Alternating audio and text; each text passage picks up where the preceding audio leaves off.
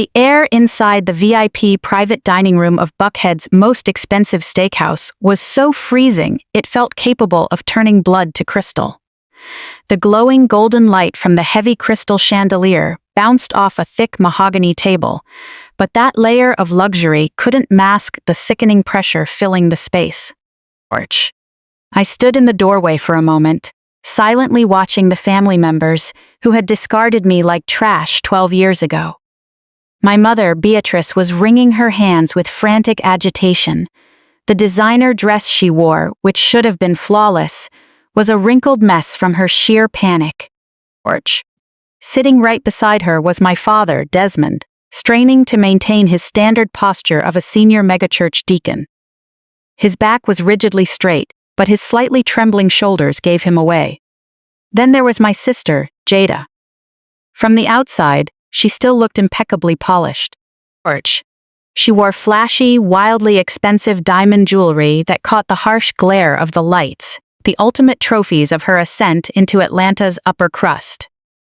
Right now, though, her eyes were red and swollen, and she was clutching a linen napkin so hard her knuckles had turned completely white. Beside Jada sat her white husband, Preston. Porch. Preston hailed from an old money Charleston family that loved flaunting generations of inherited wealth. A senior wealth management manager, he had always looked down at me with an elitist, class-prejudiced sneer whenever our paths crossed, serving as a constant reminder that I was nothing more than the shameful, uneducated black sheep of the family. Porch. Today, however, I was wearing a flawlessly tailored Italian silk suit, and Preston's signature arrogant smirk was entirely gone. His face was stark white, making him look like a condemned inmate walking toward the final room. I stepped into the room. The sharp clack of my expensive heels hit the polished hardwood floor, echoing loudly in the tense space. Porch. I walked straight over and seated myself directly across from Preston and Jada. I didn't offer any of them a warm embrace. I didn't ask my mother why she had been sobbing hysterically on the phone, begging me to come to this dinner.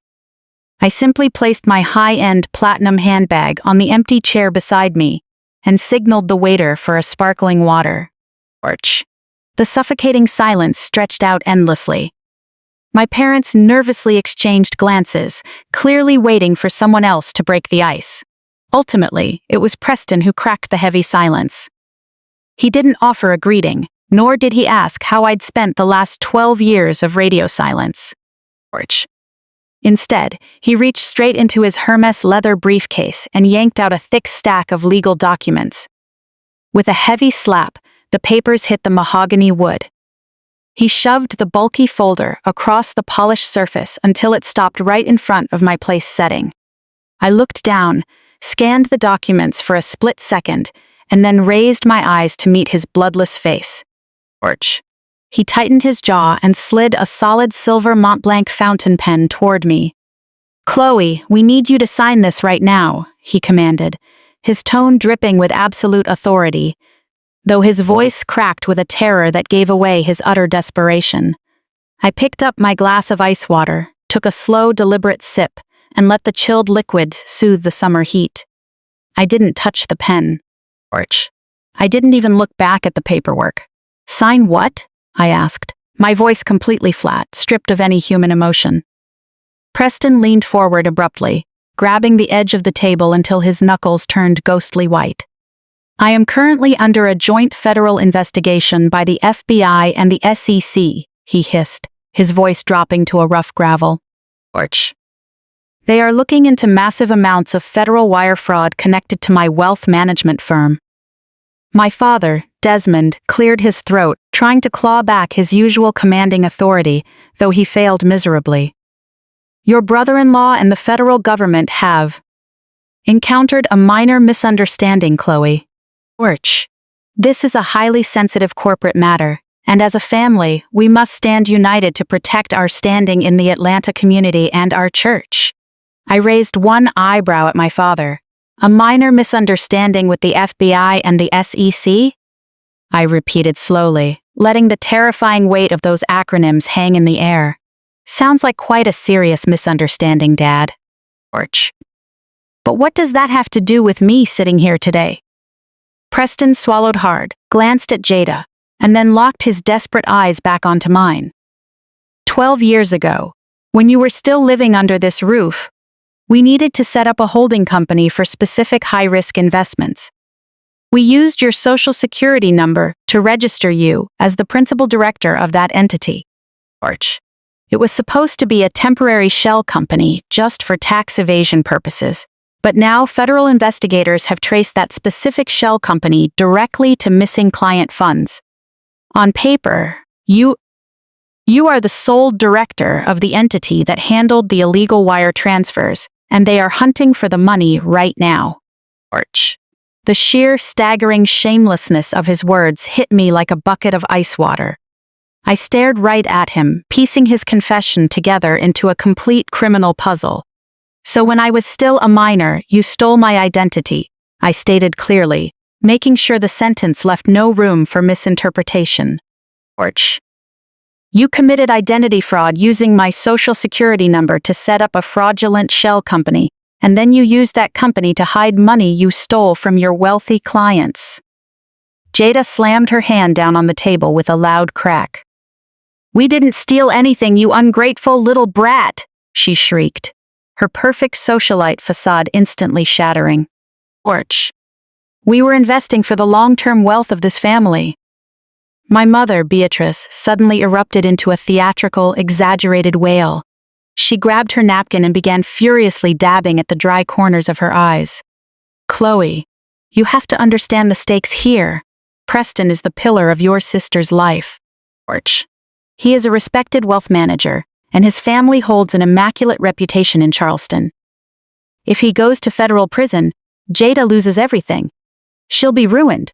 Our entire family will be ruined. People at the church will never look at us the same way again. I looked at my mother, feeling a profound numbness toward her crocodile tears. So, what exactly is written inside this thick stack of paperwork? I asked, nodding toward the heavy file. Preston leaned in closer, his eyes darting around nervously, as if federal agents might jump out from behind the restaurant curtains to tackle him. It's a complete written plea agreement, he explained, his voice shaking uncontrollably. It states that you, acting as the sole director of the shell company, entirely without my knowledge or participation, planned and executed all the wire fraud yourself. If you sign this and take full responsibility, federal investigators will drop the probe into my primary firm. You have to take the fall for this family right now. I let out a soft, dismissive chuckle, shaking my head at the delusional lunacy sitting across from me. You want me to sign a fake confession taking the blame for federal wire fraud? I asked, wanting to hear them say it out loud one more time. Beatrice reached across the table, trying to grab my hand, but I yanked it back immediately. Please, Chloe, she pleaded, her voice packed with manufactured panic. You're single, you don't have a real career, and you don't have kids to support. For you, this is just a minor setback in life, and you'll bounce right back. My mother pushed harder, staring at me with wide, desperate eyes. If you take this hit, they'll just send you to a minimum security federal camp. You'll only serve 3 years at most. What are 3 years, Chloe? You'll be out in the blink of an eye. While you're inside, Preston will even deposit money into your commissary account. But Jada can't survive without her husband. She has a wonderful marriage and a luxury home. You can't let past resentment ruin your own sister's life. Today, you have to make a sacrifice for this family. I looked at the 4 of them sitting at the table. They genuinely believed it. They truly believed I was still the 16-year-old girl they had ruthlessly tossed out into the freezing snow 12 years ago, penniless and broken-hearted. They actually thought I was a desperate failure at the bottom of society who would gladly sacrifice her own freedom to protect the sister who had turned my home into a living hell. I looked at Preston, at his expensive custom suit, at his inherent arrogance. He genuinely believed his pathetic white privilege could force me into a federal prison cell. I looked at Jada, sitting there with absolute entitlement, expecting me to fall on my sword for her. I began to smile, very slowly at first. The smile widened into a chuckle, and then I threw my head back and burst into a deep, hysterical laugh that echoed off the elegant walls of the private room. My unhinged laughter caught them completely off guard. Orch. My parents looked terrified, Jada looked insulted and furious, and Preston was shaking with rage. I laughed until my ribs ached, lifting a finger to wipe away a tear of sheer absurdity. I took another sip of my sparkling water, savoring the moment while the four of them stared at me like I had lost my mind. Orch. Did any of you even listen to the absolute garbage coming out of your mouths today? I asked coldly, my voice dropping to sub-zero temperatures. Orch. You ignored me completely for 12 years, and today you bring me here. Confess to identity theft while I was a minor, confess to federal wire fraud, and then you have the absolute gall to ask me to do a 3-year stint in federal prison just to save the fragile, useless white failure my sister decided to marry. I leaned forward, planting my elbows on the table and locking eyes with Preston. Orch. Do 3 years in federal prison to save your garbage company? Preston, I am truly flattered. Jada gasped, her face twisting in pure rage. How dare you speak to my husband that way? She shrieked, her voice grating against the enclosed space. He is an educated wealth manager. He comes from the most prominent Southern family. And what are you? Orch. You're just a high school dropout living in some cheap apartment. We are allowing you to help us, and you should be deeply honored. I looked at my older sister, feeling nothing but profound pity for her boundless stupidity. You're right, Jada, I said smoothly. He does come from a very prominent family, a family built entirely on lies and deceit. Orch. At those words, Preston slammed both fists down onto the heavy mahogany table, rattling the fine china and crystal glasses.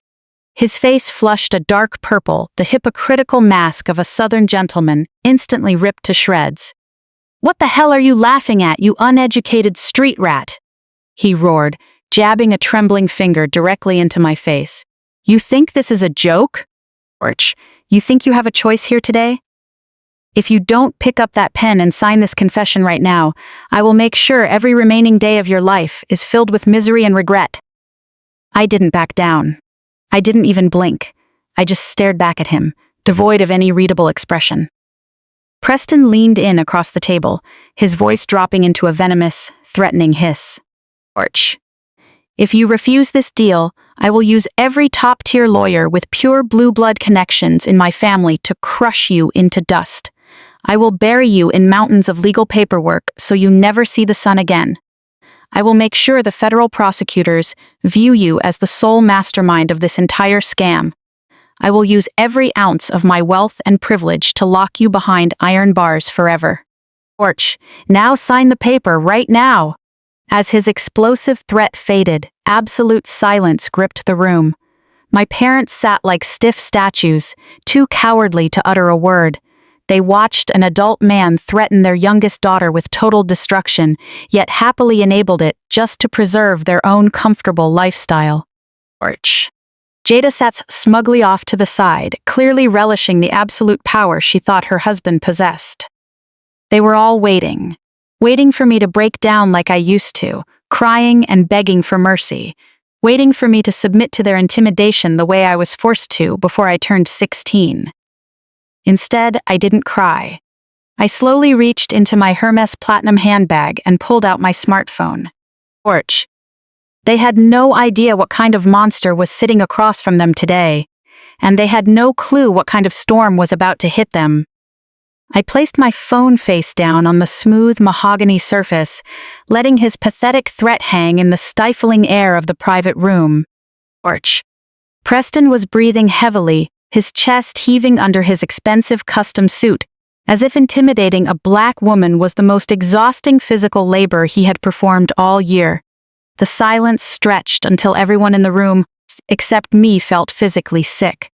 Finally, my father Desmond decided to step in. Orch. He adjusted his collar, puffed out his chest, and assumed the booming, authoritative tone he usually reserved for reading announcements during Sunday morning worship. He pointed a harsh finger at me across the table. "You must listen to your brother-in-law, Chloe," he declared, his voice packed with self-righteous indignation. "You hold no moral high ground here. Orch. If this goes to federal court, I will personally take the stand and testify under oath regarding your character. I will tell the judge exactly what kind of person you are and what disgraceful things you've done in the past. I'll make sure the jury knows you have a proven criminal record for theft." I still didn't flinch. Orch. I slowly leaned back against the leather chair, crossed my legs with absolute elegance, and rested my hands softly on my lap. "Oh? And what exactly did I do, Dad?" I asked, my voice dropping to a dangerous chilling pitch. "Please enlighten us. Right here at this table, in front of everyone, remind us all about my terrible criminal record." Orch. My mother Beatrice let out a loud scoff, rolling her eyes as if my question was the most ridiculous thing she'd heard all night. "Don't play innocent with us," she snapped, her manicured nails tapping aggressively against the table. "We all remember what happened 12 years ago. You stole $10,000 from the church youth ministry fund. Orch. You broke into the pastor's office, took the cash, and hid the rest under your mattress. You brought absolute shame to this family. Because of your greed and deceit, we lost face in front of hundreds of congregants." Jada joined in with my mother, a smug, sickening sense of satisfaction spreading across her tear-stained face. "Orch.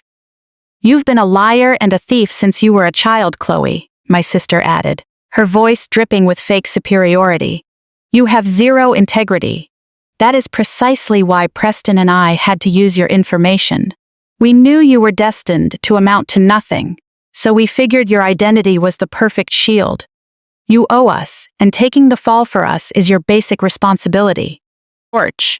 Consider it atonement for the crimes you committed against your parents and the church back then." I waited patiently for them to finish. I watched them quietly, letting them build their entire assault on a foundation of self-righteous, nauseating hypocrisy. Then, I reached back into my designer bag and pulled out an ultra-thin silver tablet. Orch. I placed it on the tabletop, right beside the stack of forged confession papers Preston had thrown at me. "You know, money can buy some truly amazing things in this day and age," I said, unlocking the screen while keeping my tone light and conversational. "For instance, money can buy the world's top data recovery experts. Orch. Turns out, when a church intentionally deletes old security footage to cover up a scandal, that data doesn't actually vanish forever. It just sits quietly in outdated servers, waiting for someone with enough resources to pull it right back up." In a single second, all the color drained from my father's face.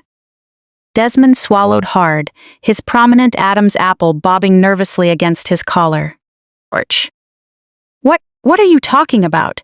he demanded, though his once booming voice had completely lost its foundation. I didn't answer him. Instead, I spun the tablet halfway around so the large screen faced all four of them. I hit play and slid the device to the exact center of the table. A grainy black and white security recording began to play. Orch.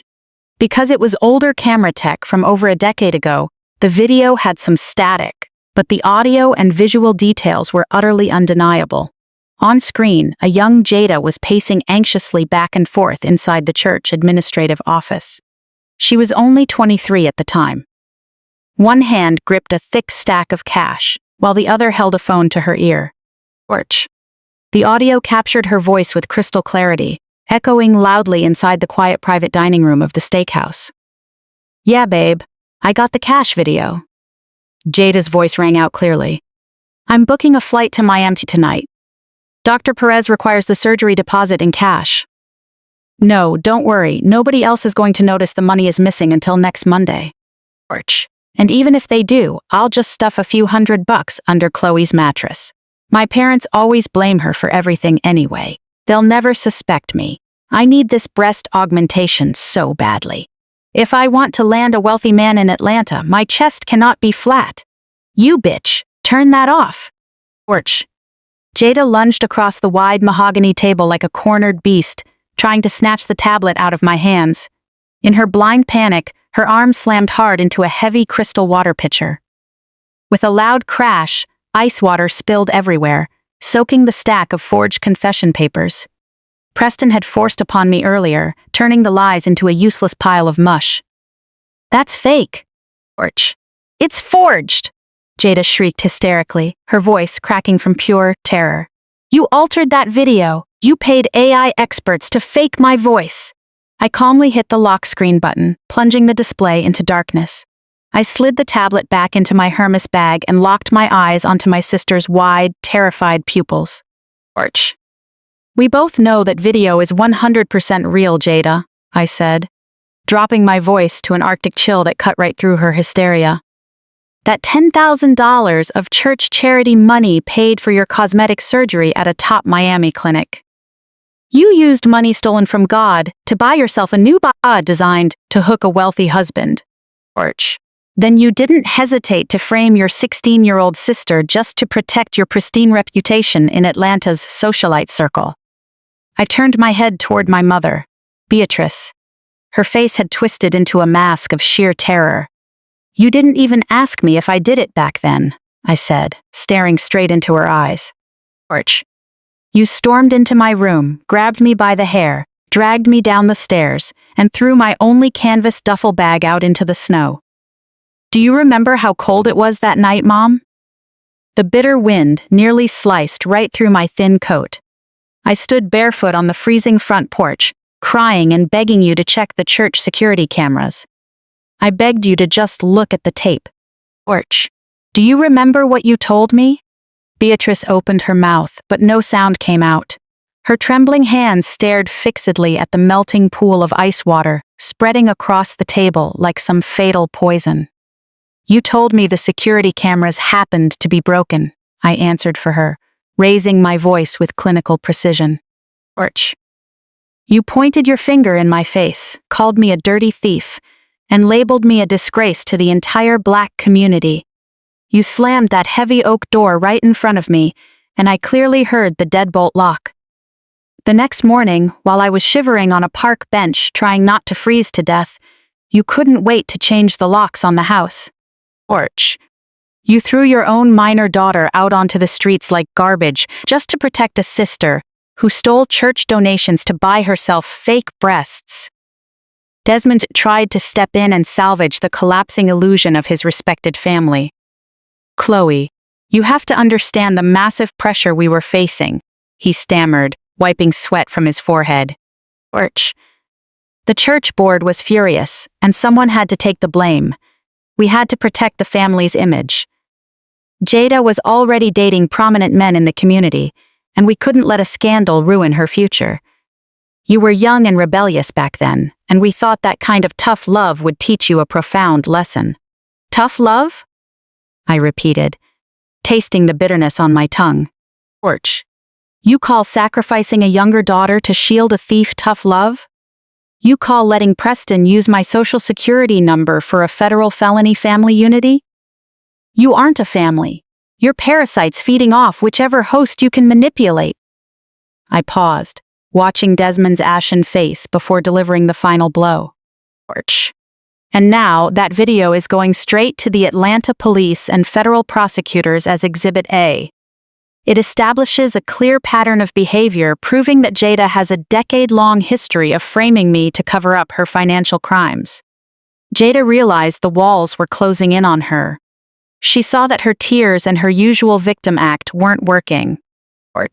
So she defaulted to her ultimate survival mechanism, extreme arrogance. She snapped her spine straight, smoothed out her expensive silk dress, lifted her chin high, and tried to slip back into her untouchable socialite armor. "Fine, do whatever you want," she snapped back, her voice shaking despite her venom. "So I took the money. That was over a decade ago. Look at me now, Chloe. I am a respected woman in Atlanta society. I sit on multiple charity boards, and I host top-tier galas. I have a perfect life and a perfect marriage." She grabbed Preston's arm, flashing the massive diamond ring on her finger like a shield against federal law. "My husband manages a $100 million fund," she bragged, raising her volume to bolster her courage. He's a financial genius. Porch. We live in a gated community and drive luxury cars. You sitting here trying to drag us down is purely driven by a warped mind. You're jealous of the life I built while you were out on the streets.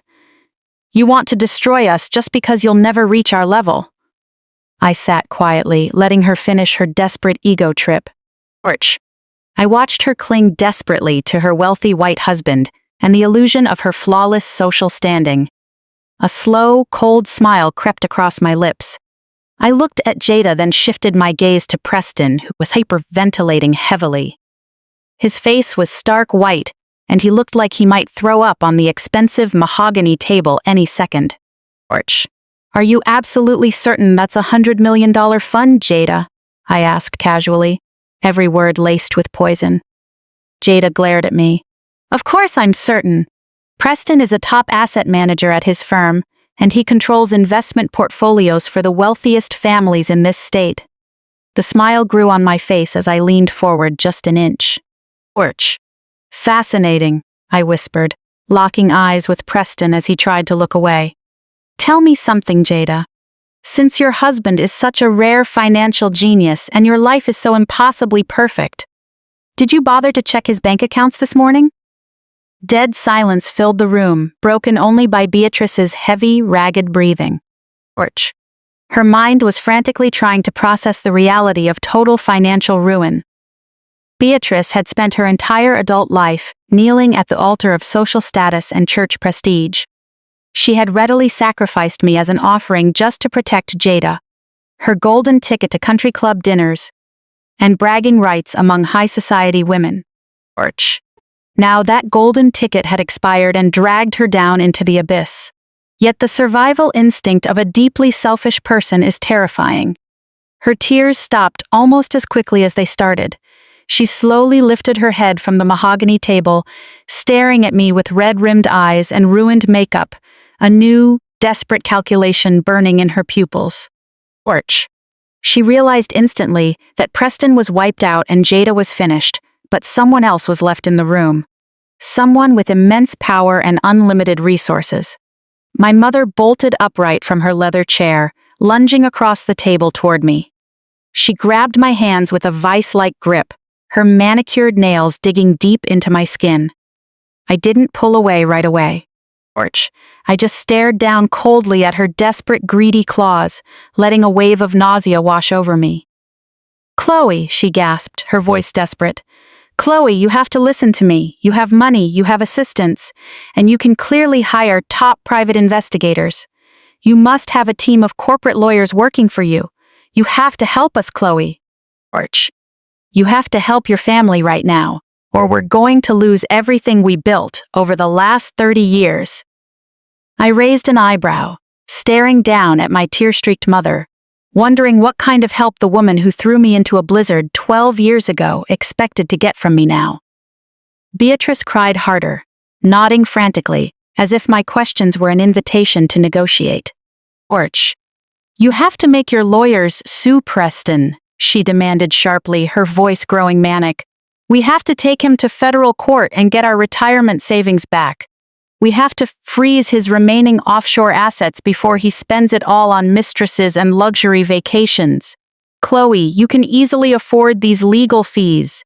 You can save us from ending up on the streets. We are family by blood. Porch. You can't just sit in a high-end restaurant drinking sparkling water while your own parents starve. I gently but firmly peeled her fingers off my hands one by one, pushing her arm back to her side of the table. I asked her calmly, what if I refused to pay for her astronomical legal bills? Porch. Why should I spend a single penny to save the people who cheered while I took the fall for a felony I never committed? At that moment, Desmond finally found his voice.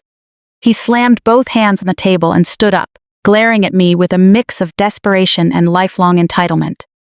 You must help us, Chloe? He roared, shaking with anger and fear. Porch.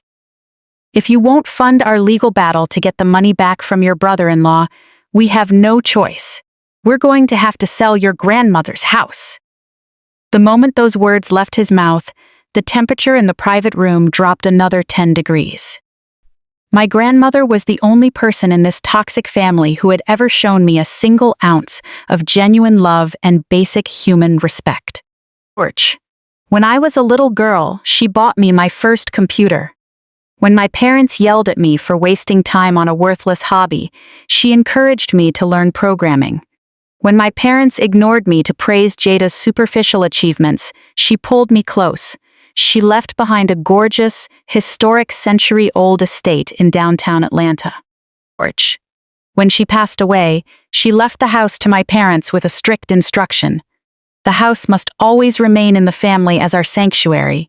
We still have the deed to that house, Desmond said, seeing that the house had successfully captured my full attention. That house has no mortgage. It's the only asset. Preston didn't manage to steal from us yet. Porch. If you don't provide financial support for our legal war against your brother-in-law, we are putting that house on the market tomorrow morning. We will sell it to the highest bidding commercial developer just to pay for our living expenses and legal fees. You always said your grandmother was the person you loved most in this world, didn't you? Porch. You wouldn't dare stand by and watch us sell her life's work to strangers just to survive. They were pulling the exact same trick again. They always took the only pure thing I cared about in life and turned it into a hostage, using emotional blackmail to force me to clean up their idiotic messes. Porch. They had just been stripped of their life savings by a white con man, and their immediate instinct was to weaponize my grandmother's legacy against their youngest daughter. The pure, unadulterated toxicity of my parents was a world-class wonder. Porch. They possessed zero moral boundaries, willing to sell their own mother's memory for scrap metal just to maintain the illusion of high society for a few more months in their fake church circles. I let out a slow, heavy sigh and shook my head at the cluster of monsters sitting across from me, feeling a deep, surreal sense of disbelief. You really haven't learned a single thing, have you, Dad? Porch. I slowly stood up from the leather dining chair. Straightening my spine, I looked down with a towering gaze at my parents, who peered up at me with panicked yet calculating eyes. You always assume you're holding a trump card. You always think you possess some hidden leverage to force me right back into the role of the family scapegoat. Porch. I reached up to touch the buttons of my expensive designer cashmere coat. Pulling back the lapels, I let the heavy wool slide down my shoulders. Elijah, my assistant, who had been standing silently by the door like a shadow, stepped forward seamlessly and caught the coat, draping it neatly over his arm. Beneath the coat, I wore a perfectly tailored black suit crafted from the finest Italian silk. Pinned to my left lapel, a small, elegant diamond brooch caught the warm glow of the crystal chandelier, flashing brilliantly. It was carved into a sharp, unique geometric emblem, the letters A and C intertwined to form a crest that commanded absolute dominance and instant deference across the East Coast financial sector. I watched Preston's eyes blow wide open. Porch. Collapsed like a dog on the floor by the table, he recognized that corporate logo. He stopped breathing entirely, his jaw dropping in pure, unfiltered terror, as his brain finally connected the dots of what that diamond brooch truly represented in the world of wealth management. Porch. Who exactly were you planning to sell grandmother's house to, Dad? I took a slow, intensely oppressive step forward, bearing down on Desmond. Were you going to list it on the open residential market? Praying for a quick all-cash buyer? Were you going to hand it over to a commercial developer to bulldoze into luxury apartments? Or were you... Porch.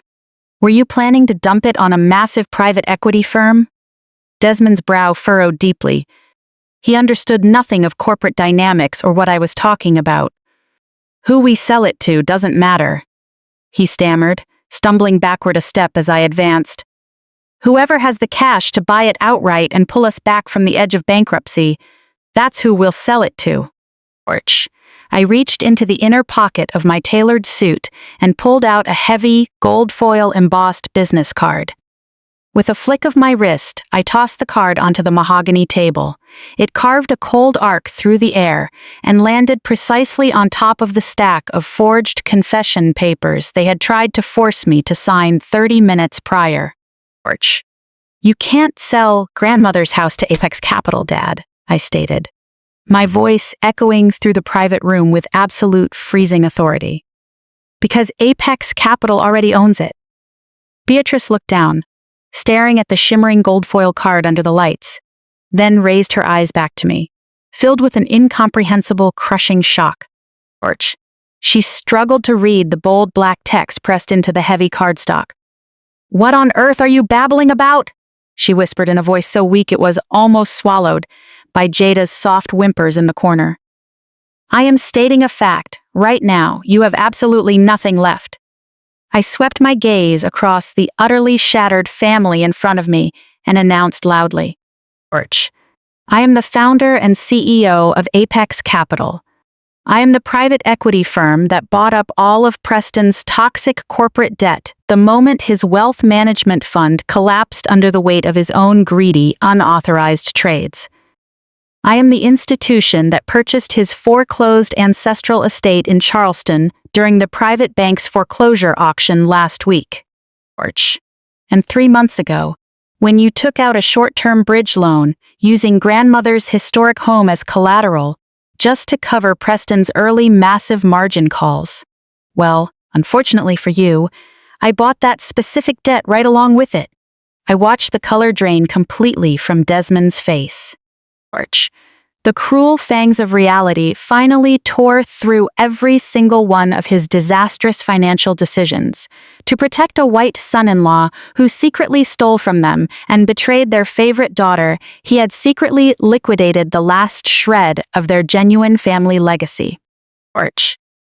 30 days ago, I executed the legal process to transfer the title of grandmother's house directly into my personal private estate trust. I continued, driving the final nail into their collective coffin. It is now fully protected as a designated cultural heritage site, and it completely, unequivocally belongs to me alone. Orch. You cannot sell it to pay your legal fees because it is no longer yours, and it never will be again. I leaned forward, resting my palms flat on the polished table, ruling the space with a presence they could never hope to touch in a lifetime. I don't work for anyone. I answer to no one. Orch. I am certainly not the struggling college dropout failure at the bottom of society that your warped minds invented to comfort yourselves. I am the owner of the private equity firm that just systematically dismantled the entire foundation of your survival. I am the player moving the pieces on this board. I am your boss. I am your landlord. I am your master. The room was deathly quiet. Orch. I could hear the faint, steady hum of the air conditioning unit overhead. Jada sat on the carpet staring up at me with her mouth agape. She finally realized that the younger sister she had tormented for years, the one she had framed for a felony theft, was now a corporate titan capable of crushing her entire future on a whim. Orch. Beatrice slumped heavily back into her chair, her legs no longer supporting her weight. Her spirit completely collapsed under the sheer, crushing gravity of my wealth and power. Desmond looked like he was moments away from a cardiac arrest, clutching his chest tightly as his brain struggled to process a suffocating reality. He was now completely and utterly at my mercy. Orch. Yet the most deeply satisfying reaction came from Preston. The arrogant white wealth manager, who had tried to intimidate me with his southern pedigree and elite attorneys, was now shaking so violently. His teeth were chattering together. He slowly pushed himself up from the floor, coming to a double knee kneel. His torn custom designer suit made him look like a defeated beggar, pleading for scraps. Orch. He stared fixedly at the diamond brooch on my lapel, a horrifying realization dawning in his eyes. He finally connected the architect of his total annihilation to the young black woman standing before him. When he finally managed to squeeze out a sound, it was nothing more than a pathetic, shattered whimper. Orch. You, he gasped, jabbing a violently trembling finger at the gold foil business card on the table. You're the anonymous corporate creditor. You bought out my institutional creditors, triggered the massive margin calls, and bankrupted my firm overnight. You froze my corporate accounts and locked me out. Orch, you're the anonymous whistleblower who handed my unedited financial ledgers to the FBI this morning. I looked down at Preston, giving him the coldest, most unforgiving smile of my life. I tilted my head slightly, letting him drown fully in the absolute despair of his own destruction. I made it clear. He was entirely right. Orch. I was the one who handed him over to federal agents, and I was the one who would ensure he never saw the sun outside of a prison yard again. My words hit Preston's chest with the physical impact of a speeding freight train. The arrogant wealth manager who had spent the last hour threatening to destroy my life with his elite legal team had evaporated into thin air. Orch. In his place was a cornered, terrified animal. Realizing the jaws of the trap were clamped tight around his neck, he looked up at me in absolute despair. His chest heaved beneath his ruined, expensive suit. The suffocating silence of the private dining room stretched out, magnifying his absolute humiliation 1,000 times over. Orch. He looked at his wife, Jada, still collapsed on the floor, her makeup ruined and her designer dress stained with red wine. He looked at my parents, paralyzed by total bankruptcy. Then, he shifted his eyes back to the diamond brooch on my lapel, the symbol of the private equity firm that now held his entire fate.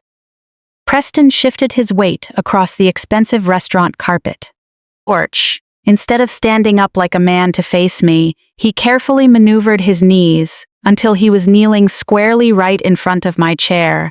The wealthy white man who had always used his race and family status to belittle and degrade me was now willingly kneeling at my feet.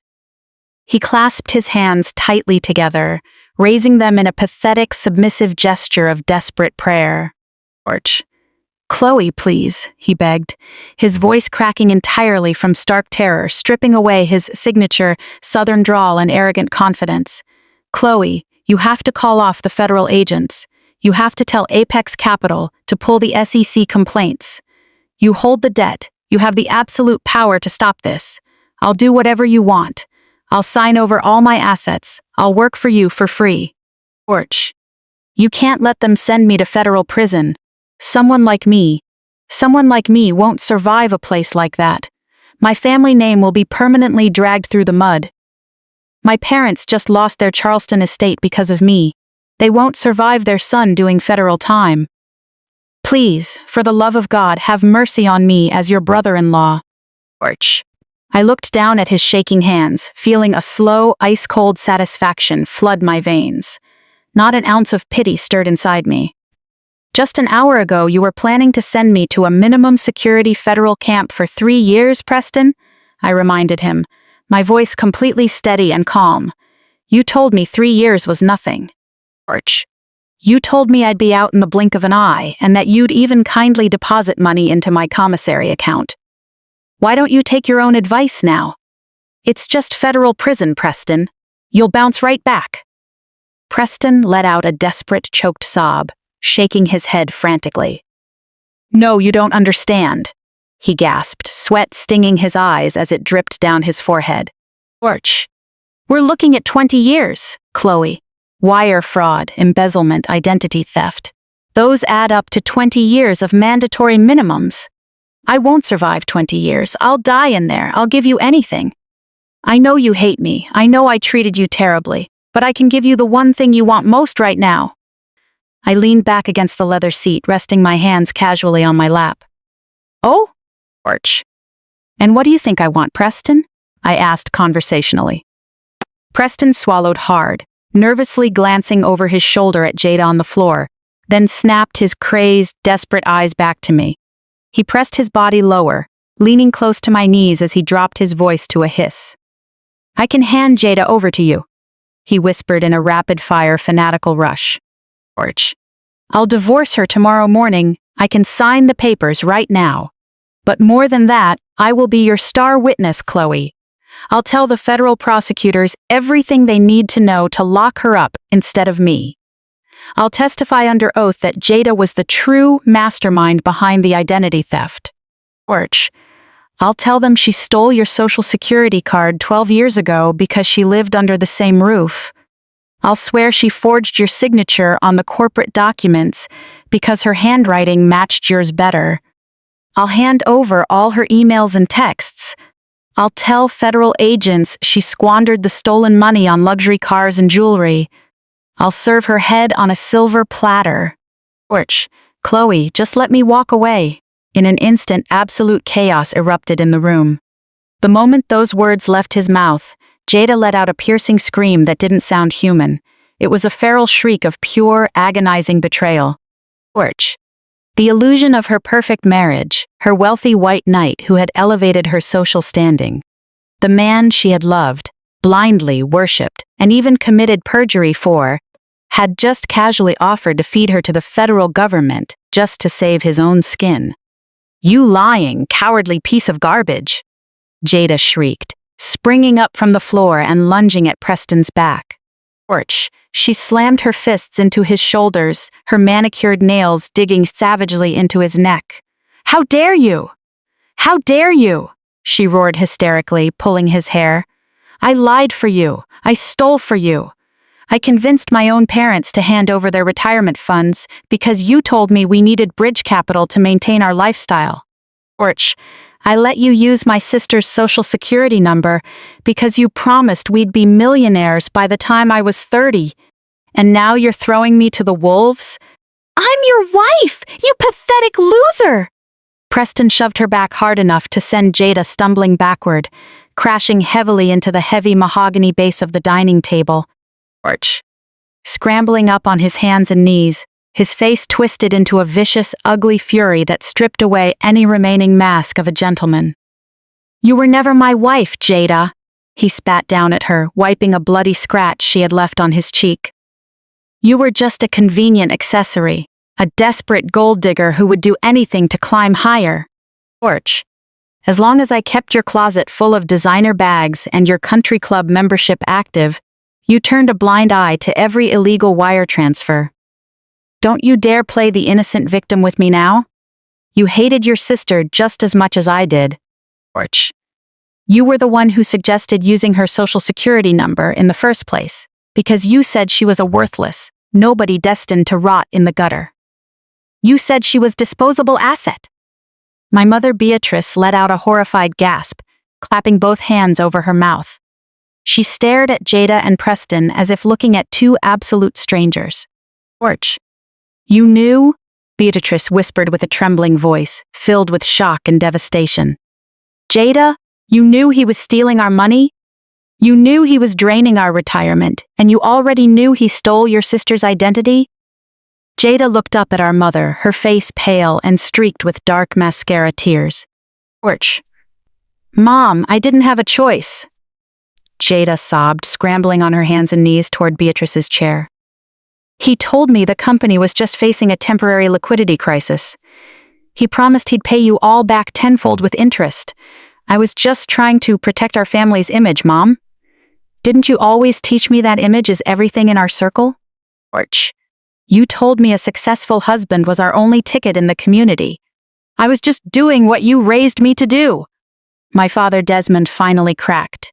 The extreme humiliation of the scene shattered his deeply ingrained pride and fragile male ego. He stood abruptly, pointing a trembling finger at Preston. Torch. You are a disgrace to your family name, Desmond roared, trying to summon the church authority voice he used to use to suppress me. You abused our trust. We welcomed you into our home, we treated you like a son. We elevated your standing in the community. And how do you repay us? You drive us to financial ruin, and now you want to send both of my daughters to federal prison. Torch. Stand up like a man and take responsibility for your actions, you cowardly thief! Preston turned his venomous glare toward my father, bursting into a harsh, mocking laugh. Your community? Preston sneered, his voice dripping with pure, unadulterated racism and classism. Desmond, you really think I gave a damn about your pathetic church community? Torch. You and your wife were the easiest marks I've ever seen. You were so desperate to have a white wealth manager for a son-in-law so you could brag to your poor, pathetic friends. You couldn't wait to throw your life savings at my feet without asking a single question about my portfolio strategy.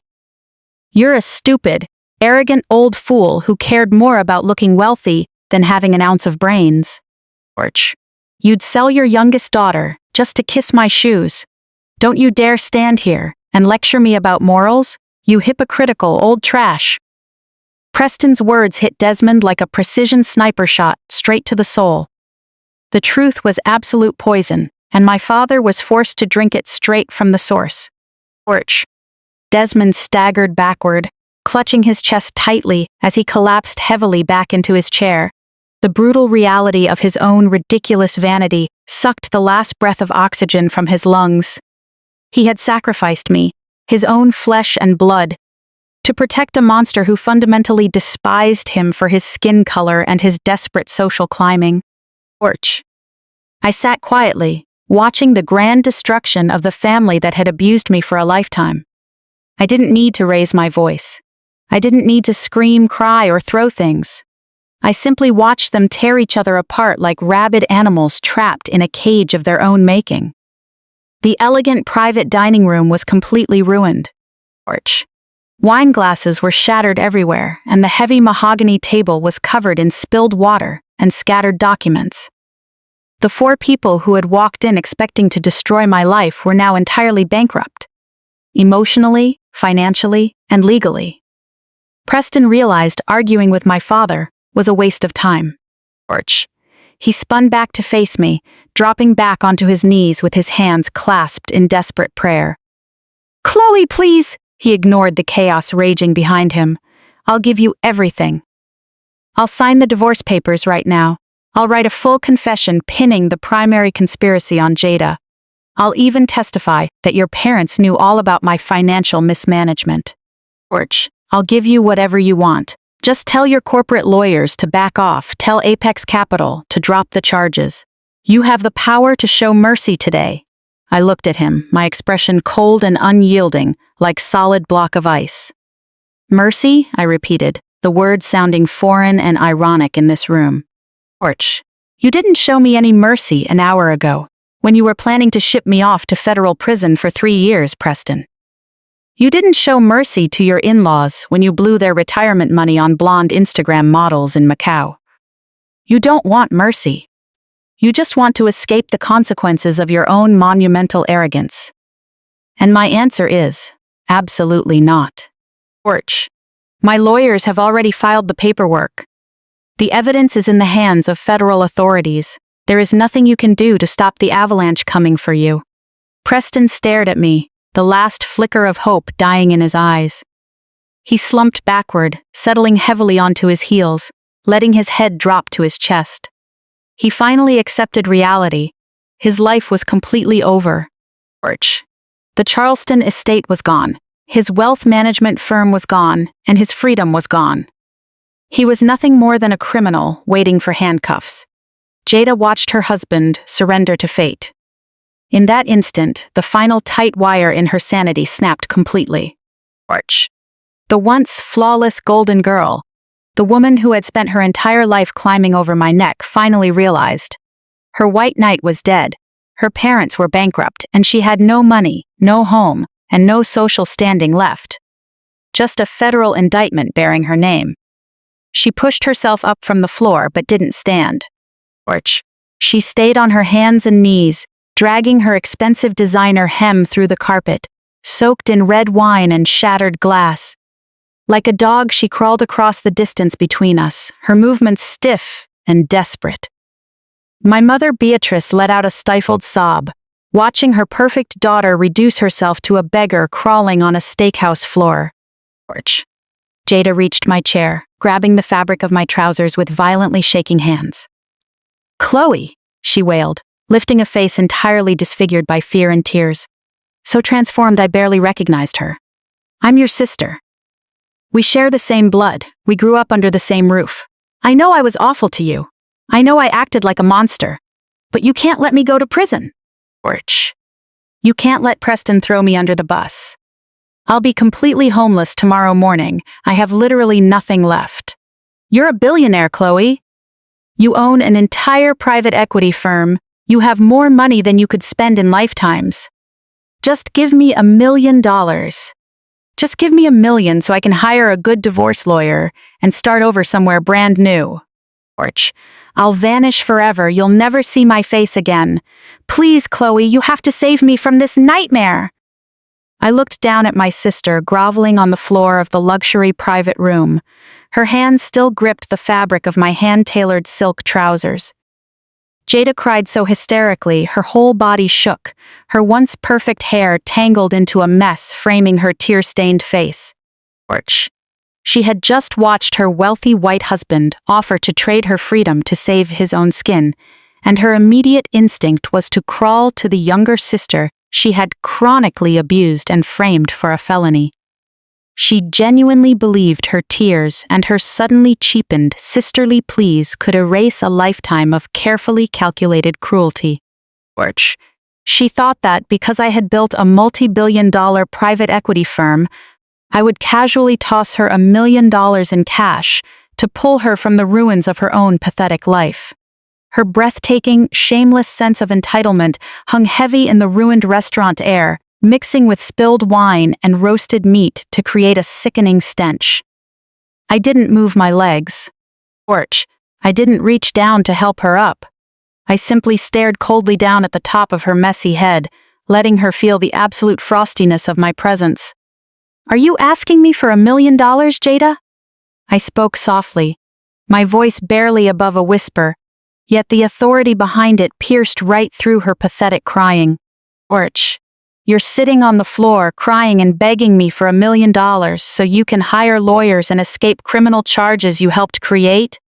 You're asking for essential aid from the younger sister you once threw to the wolves? Jada looked up, her bloodshot, swollen eyes locking onto mine, her chest heaving for air.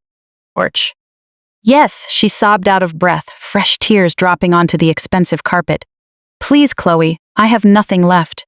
Preston will destroy me to save himself. You have endless money. $1 million means nothing to you now. To a CEO, it's just spare change. Please, I'm your sister. We're connected by blood. You have to save me. Porch. I slowly reached out, firmly and deliberately peeling her trembling fingers off my trousers, then smoothed the silk fabric she had wrinkled. I took a deliberate step backward, forcing her to kneel isolated and helpless on the bare floor. I tilted my head, studying her broken face. At that exact moment, a very specific, crystal-clear memory from 12 years ago surfaced in my mind. Porch. It was the fuel that drove me through every sleepless night teaching myself to code. It was the only thing that kept me warm while sleeping on cold bus station benches and surviving on cheap vending machine food. Porch. Do you remember the night Mom and Dad threw me out, Jada? I asked, keeping my tone perfectly controlled, as if we were discussing tomorrow's weather rather than the deepest trauma of my life. Do you remember the freezing January snow? Right after you stole $10,000 from the youth ministry fund and stuffed the rest of the cash under my mattress to frame me? Porch. Jada swallowed hard, her eyes darting in terror toward our parents, still sitting silently paralyzed at the table. That was a long time ago, she stammered, her voice weak and defensive. We were just kids back then, Chloe. I made a mistake. We weren't all kids, I cut her off, my voice dropping an octave into absolute ice. I was 16. You were 23. Porch. You were a grown woman willing to throw a minor under the bus to pay for a Miami breast augmentation and land a wealthy husband. But that's not even the part I remember best, Jada, I continued. What I remember most is what happened right after Mom threw my duffel bag into the snow and locked the front door. I watched the last trace of color drain from Jada's face. Porch. She clearly knew which vicious memory I was about to pull from our family's dark archives. It was snowing that night.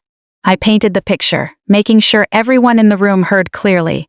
The wind was howling, and my coat was too thin. I could feel the ice crystals biting into my bones. Porch. I sat on the freezing concrete porch, crying and shivering, desperately wondering how I was going to survive the night. Then, you pulled your car into the driveway. You had just come back from a late-night dinner with friends. You parked, walked up the driveway, wrapped in that heavy, expensive designer wool coat Mom bought you for your birthday. You looked so warm, so satisfied with the perfect life you had just stolen from me. Beatrice let out a soft whimper at the table. She finally understood the horrific abyss forged by the sin she had enabled. I ignored her entirely, keeping my eyes locked on my cowering sister on the floor. I walked up to you in the driveway, Jada. Every word hit her like a physical blow.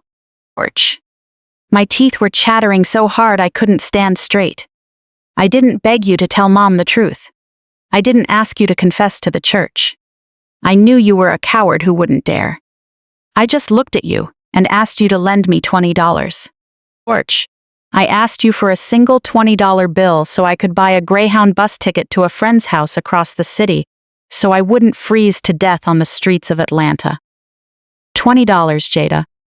At that exact moment, my entire life was worth $20 in your eyes. Jada buried her face in her hands, letting out a long, agonizing wail of pure shame. I gave her no room to escape the truth. I stepped closer, forcing her to hear every syllable.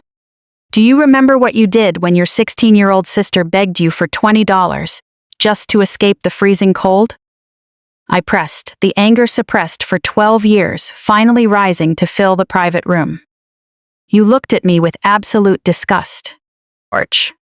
You coughed up a thick wad of phlegm from your throat and spat it directly onto my cheap canvas sneakers. Then, you stared right into my eyes and told me to go drop dead because I was ruining your good mood. You turned around and walked into the warm house, leaving me outside in the snow to die. As my words faded, a suffocating silence settled over the room once more. Preston remained huddled in the corner, staring at his wife as if finally seeing the monster he had married.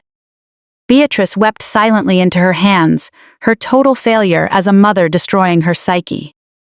Desmond sat rigid and pale, his brain unable to process that such heinous cruelty had happened right outside his front door while he slept comfortably in bed. And you have the nerve to ask me for $1 million today, Jada? My voice dropped back to a deadly calm whisper.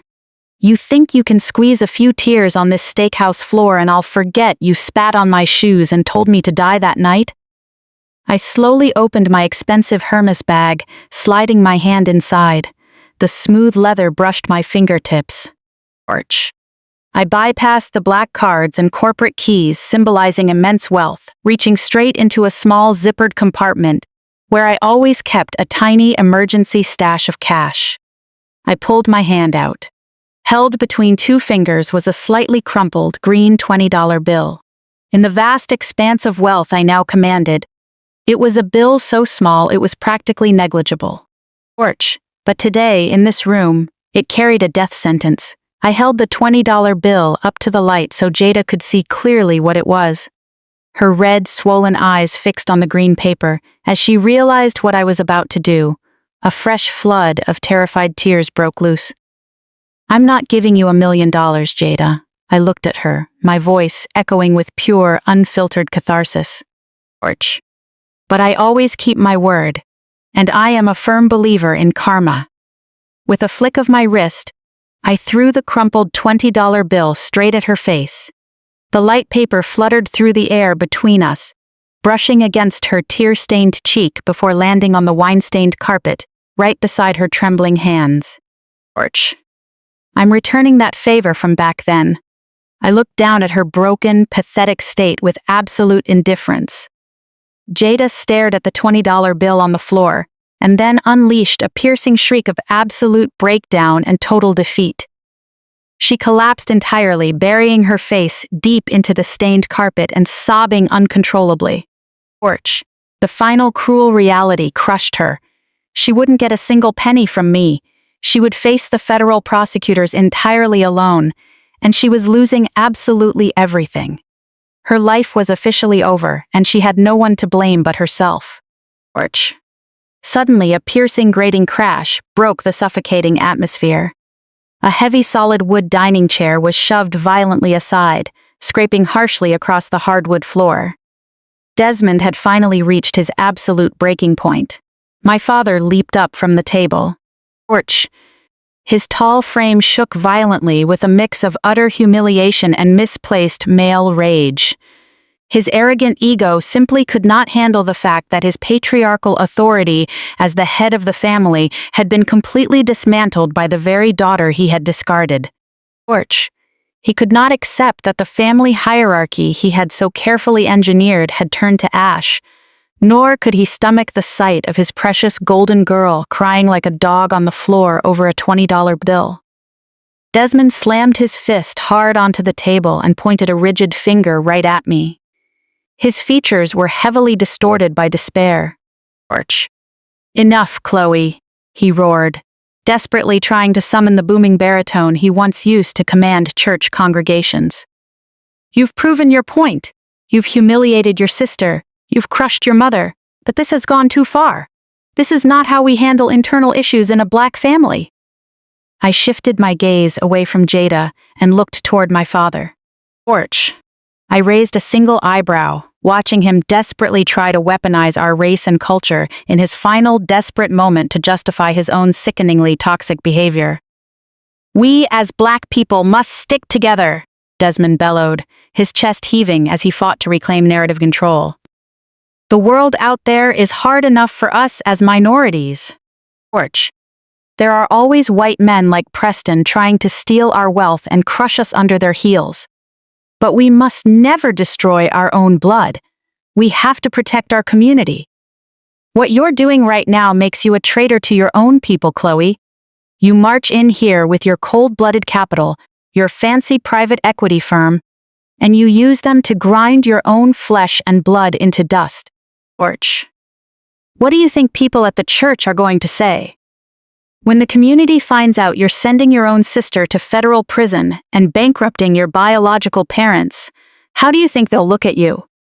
You're destroying our respected family name.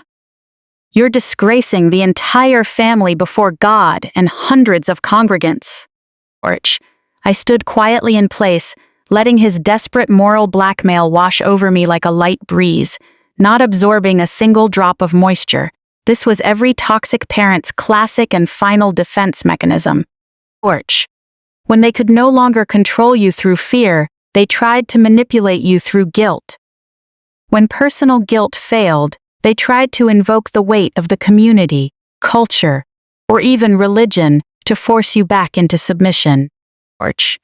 Desmond genuinely believed that invoking the name of his holy church and the family's community reputation would shame me into backing down, dropping the corporate lawsuits and bailing them all out.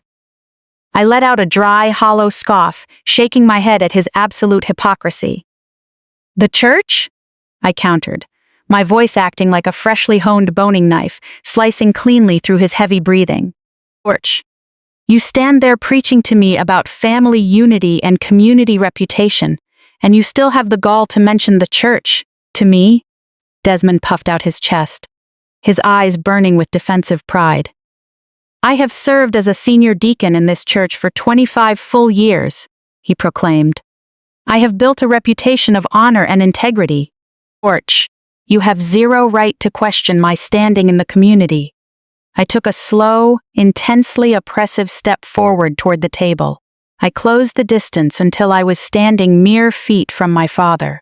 I stared deep into his eyes, looking at the bottomless cowardice hidden beneath his mask of false pride. Torch. You really think I give a damn about your fake prestige in a building full of hypocrites, Dad? I asked, my voice dropping dangerously low, every word enunciated with razor-sharp precision. You think that just because I left Atlanta 12 years ago, I stopped paying attention to the people who wrecked my life? I run a private equity company, Desmond. Torch. My entire business model is built on deep-dive investigations, hunting down hidden assets, and exposing financial fraud. That is my professional instinct every single day. Desmond's rigid posture wavered. A flash of brief unease crossed his face. He glanced nervously at Preston, still crumpled on the floor, then snapped his eyes back to me. His breathing suddenly turned short and shallow. George.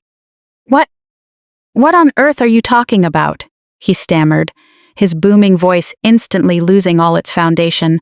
I'm talking about your holy church, Dad. I leaned in slightly, making sure he caught every syllable.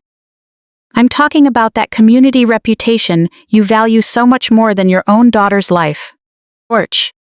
Did you really think I didn't know what you and the pastor have been doing behind closed doors with the congregation's donation funds over the past 4 years? The silence in the room grew so absolute that I could hear the steady, rhythmic ticking of the expensive grandfather clock out in the hallway. Desmond stared hard at me. George. His jaw hung slack, his eyes blown wide with a terror far deeper than simple financial bankruptcy. It was the ultimate panic of a man whose illusion of absolute moral superiority was about to be shattered by someone wielding a sledgehammer against his glass house.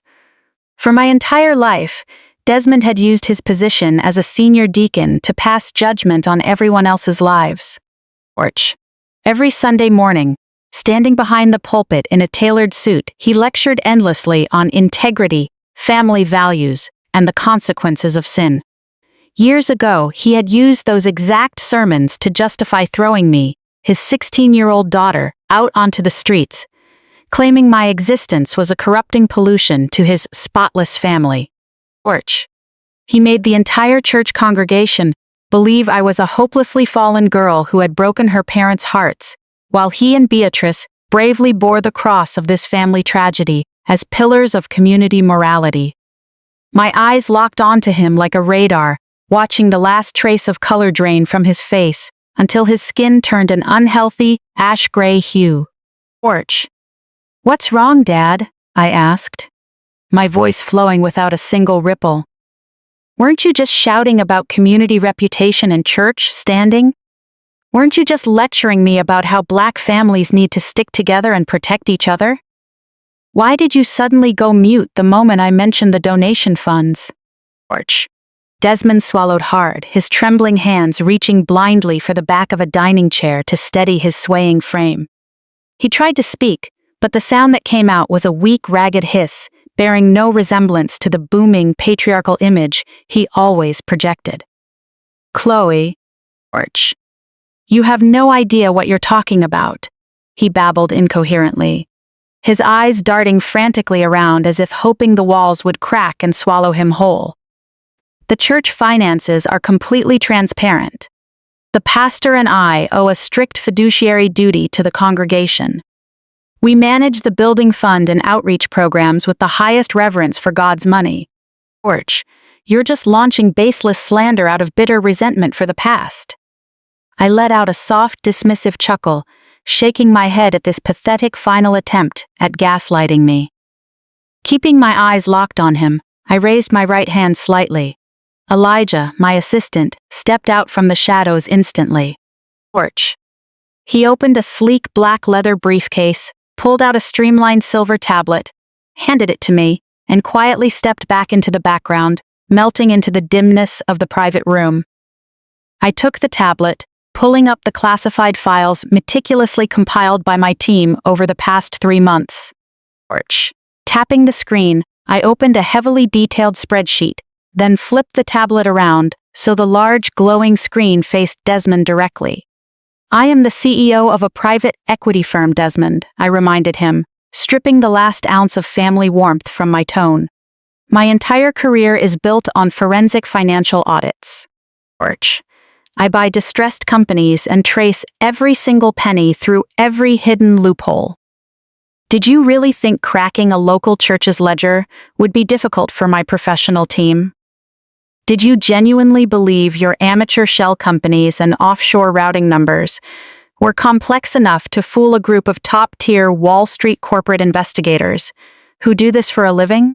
George. Desmond stared hard at the screen, his eyes mechanically tracking the highlighted transaction records, bank routing codes, and fake invoices. His knees buckled suddenly, forcing him to throw his entire body weight against the chair to keep from collapsing onto the floor like Preston. George, let's review your so-called transparent fiduciary duty, Dad. I read the data aloud with cold, merciless precision.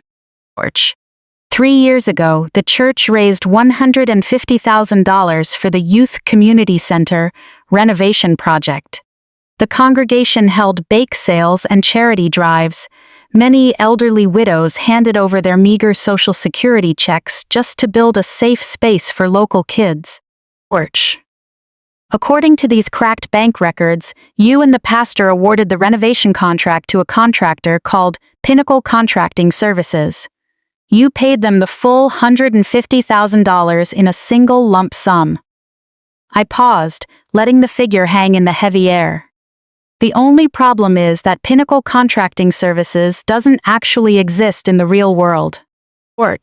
It's just a shell company registered in Delaware with a P.O. box for an address. And the primary signatory on that corporate bank account is you. Beatrice let out a sharp, gasping intake of breath, clapping both hands over her mouth as she stared at her husband in absolute horror. Desmond closed his eyes and shook his head slowly, desperately trying to wake up from an inescapable living nightmare. And it doesn't stop there. I swiped the screen, flipping to the next page of the forensic audit report. You weren't just stealing from the youth fund. Last year, the church raised $75,000 for the Thanksgiving Family Relief Program, meant to provide holiday meals for low-income households. The audit trail shows $50,000 of that was secretly transferred into an administrative expense account under your personal control. And, what a pure coincidence, on the exact third day after that fund clearance, Beatrice walked into Sunday services wearing a brand new diamond tennis necklace. The retail price of that necklace, down to the exact digit, was $44,000. Jada lifted her head from the floor, where she had been sobbing over the crumpled $20 bill. Now, staring at our mother, her expression morphed instantly from absolute misery into a chilling realization. You used relief money meant for starving families to buy your jewelry? Jada whispered, her voice tearing apart under the weight of the horrifying truth. You sat on the front row bench, judging everyone else while wearing diamonds bought with stolen charity funds? Beatrice lunged at the diamond necklace resting against her collarbone, reacting as if the stones had suddenly turned into burning hot coals, scorching her skin. She yanked her hand back, her chest heaving violently as she fought to draw breath, gasping as if the room had run out of oxygen. Chloe, that's not true! Beatrice shrieked, stumbling backward to put distance between herself and Desmond. I didn't know where that money came from. He told me it was a consultation bonus. I would never steal from the church. I'm the president of the women's ministry. I am a devout servant of God. You're just a parasite, Beatrice, I corrected her coldly. You're a shallow, hollow woman who cares more about looking wealthy than being an honest person. You didn't care where the money came from as long as it kept you securely at the top of the social ladder. You let Desmond drive a luxury sedan leased under a tax-exempt church account while you paraded around in stolen diamonds, playing the part of an immaculate Christian matriarch. The two of you are the most sickening hypocrites I have ever met, and you make me physically sick. Suddenly, Desmond erupted with a frantic, desperate surge of energy. He lunged forward across the dining table, reaching out to snatch the tablet from my hand. You can't show those to anyone, Chloe, he pleaded, his voice cracking entirely, his eyes filled with a wild animalistic fear.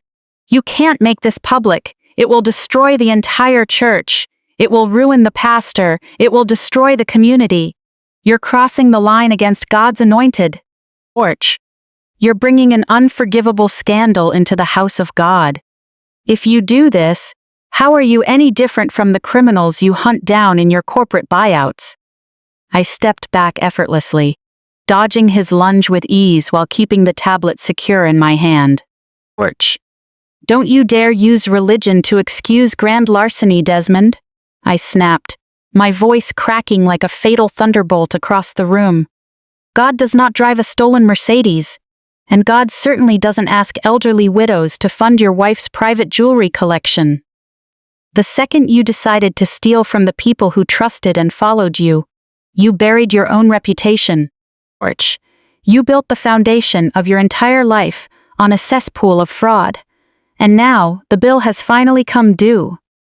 I tapped the screen, switching from the spreadsheet to my heavily encrypted private email application. I had drafted this email early this morning, waiting for the perfect moment to deliver the final killing blow to the family that once tried to tear me apart. I turned the screen back toward my father so he could clearly read the loaded draft.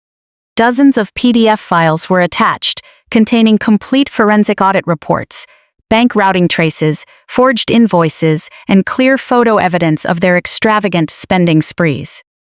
"Look at this recipient list, Dad," I commanded, pointing my finger toward the top of the screen. Desmond squinted, staring hard at the glowing display. As he read the long string of email addresses in the BCC field, his entire body began to shake uncontrollably. He saw the names of fellow church deacons, elders, the choir director, the finance committee chair, and the influential community leaders who formed the backbone of his vanity social circle.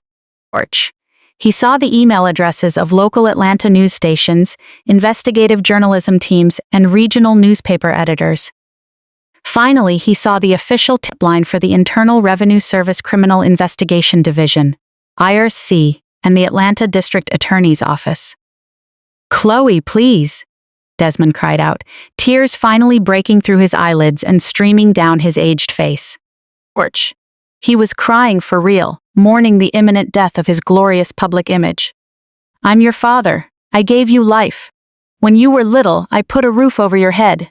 You can't send this email. If you hit send, they'll excommunicate me from the church. They'll arrest me. I'll go to prison for embezzlement. Chloe, I'm too old. I won't survive prison. I'll lose all my friends. I'll be a pariah in the city of Atlanta. Please, I'm begging you on my knees, don't press send." I looked down coldly at the man before me. The man who stood by and watched his wife throw me out into a blizzard.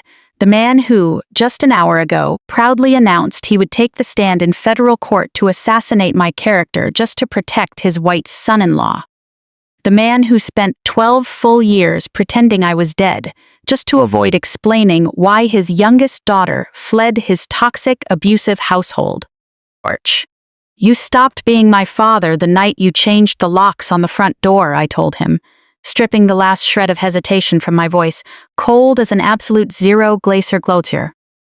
I looked down at the tablet screen, and with absolute unyielding firmness, my finger pressed the send button. The screen flickered, and a prompt popped up. Email successfully sent simultaneously to over 200 recipients. The truth was officially out in the open. All the forensic audit evidence was now resting quietly in the inboxes of everyone Desmond and Beatrice had ever tried to impress. Federal authorities and the district attorney now had everything they needed to issue arrest warrants for embezzlement, wire fraud, and tax evasion at a moment's notice. The false prestige my parents valued far more than their own daughter's life and safety was flattened permanently in a single instant. "It's over," I announced calmly, sliding the tablet back into my bag. "The audit report is in their hands. Tomorrow morning, your faces will be leading the local morning news. Tomorrow afternoon, the church board will vote to strip you of every title you hold. And by the end of this week, financial investigators will freeze every remaining bank account you own to recover the stolen charity funds. You are going to lose your freedom, and for the rest of your miserable lives you will know this. Everyone in this city looks at you the exact same way, as pathetic, greedy thieves." The reaction to this destruction was immediate and catastrophic. Desmond let out a primal, agonizing wail of absolute defeat. His legs gave out completely, and he crashed heavily onto his knees beside the dining table, joining Preston on the floor. Amidst this pathetic display of once arrogant men now utterly crushed, he buried his face in his hands and sobbed loudly, his mind inevitably projecting the image of being led out of his mansion in handcuffs, while neighbors watched his ultimate humiliation. Porch. Beatrice stared straight ahead. Her eyes blew wide without a single blink, her mouth slightly parted as she desperately tried to drag air into her lungs. Porch. The realization that she was wearing stolen diamonds. The realization that her country club friends were reading an email proving she was a fraud. The realization that she was about to be destitute and facing criminal charges. The massive, terrifying volume of information overloaded her fragile, narcissistic brain. She raised both hands to clutch the fabric of her expensive designer dress. Porch. Her breathing turned abnormally fast and shallow as she began to hyperventilate severely. With her blood pressure spiking dangerously, her face flushed to an eerie, purplish-red hue. "Desmond!" Beatrice gasped, her voice high-pitched and wheezing. "Desmond, my chest hurts. I can't breathe. My chest is so tight." Porch. Jada scrambled up from the floor, abandoning the tear-stained $20 bill, and rushed to our mother's side. "Mom!" she cried out, grabbing Beatrice's violently shaking shoulders. "Mom, look at me. Calm down. You're just having a panic attack. Breathe. Mom, deep breaths." But Beatrice couldn't breathe. Her social standing was utterly obliterated, hitting her heart like a physical blow. Porch. She let out a short, choking gasp, her eyeballs rolling back slightly, and her knees gave out. Jada screamed, trying to catch her, but Beatrice's dead weight was too much. My mother collapsed heavily onto the expensive steakhouse carpet, clutching her chest and gasping like a fish out of water as her body began to shut down under the absolute weight of her own catastrophic failure. Porch. Desmond didn't even move to help his wife. He just stayed kneeling on the floor, rocking back and forth, entirely lost in the private nightmare of his upcoming public disgrace and prison sentence. Preston remained huddled in the corner, catatonic and non-responsive to outside stimuli. Porch. Jada knelt by her mother, screaming for someone to call an ambulance. Her perfect life burned down to absolute ashes in less than an hour. I stood in the dead center of the wreckage, quietly watching the four of them writhe in agony on the luxury steakhouse floor. I didn't reach for my phone to dial 911. I didn't offer a single word of comfort. Porch. I simply watched the poetic justice of a toxic, abusive family reaping what they had sown over decades. They built a fortress out of lies, and I simply pulled out the bottom cornerstone, watching the entire structure collapse into dust before them. Then, piercing through Jada's hysterical shrieks and Beatrice's desperate gasps, I heard it. Porch. At first, it was just a faint, high-frequency wail in the distance, but it grew rapidly louder and more aggressive down the busy streets of downtown Atlanta. The piercing sound cut straight through the heavy glass windows of the steakhouse. Multiple police cruisers howling sirens, closing in on the building at high speed. Porch. I tilted my head slightly, looking through the massive decorative glass windows of the private dining room facing the front parking lot. The dark night sky was instantly slashed by blinding flashes. Porch. Extremely violent, red and bright blue strobe lights danced wildly across the red brick exterior walls of the restaurant, cutting through the dim, romantic lighting of the room and casting a ghostly, pallid glow over the faces of my shattered family on the floor. The authorities arrived even faster than I anticipated. Porch.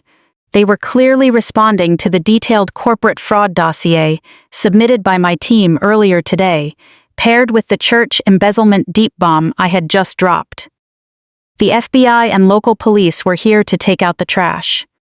The heavy double doors of the private dining room weren't pushed open. They were kicked open violently. Porch. The solid wood panels slammed against the drywall with a gunshot-like crack that instantly drowned out my mother's struggling gasps. Half a dozen federal agents in black tactical gear poured into the elegant space with swift, military-grade precision.